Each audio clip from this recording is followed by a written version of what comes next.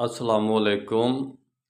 شیعہ کی امامت کا سلسلہ اللہ نے بند کر دیا ہے اور باقی مسلمین کی امامت کا راستہ قرآن میں کھلا ہے، اور اللہ تعالیٰ کا وعدہ ہے، احادیث میں بھی ہے کہ 12 امام خلیفہ ہوں گے محمد رسول اللہ صلی اللہ علیہ وسلم کے بعد۔ 4 ہو چکے ہیں، 8 باقی رہتے ہیں۔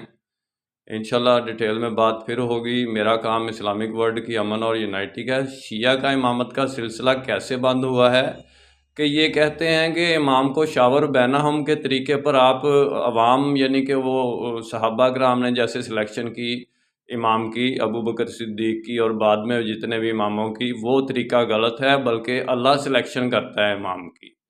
وہ اللہ تو امام کی انہوں اماموں کی سلیکشن کرتا ہے جو انبیاء رسل ہیں، اور اللہ نے کر لی سلیکشن جتنی کرنی تھی۔ اس کے بعد آ گیا کہ اب اس کے بعد کوئی نبی امام نہیں ہوگا، خلفاء امام ہوں گے، تو پھر شیعہ کی امامت کا سلسلہ تو بند ہو گیا نا بھائی، وہ تو بڑھ گیا سلسلہ۔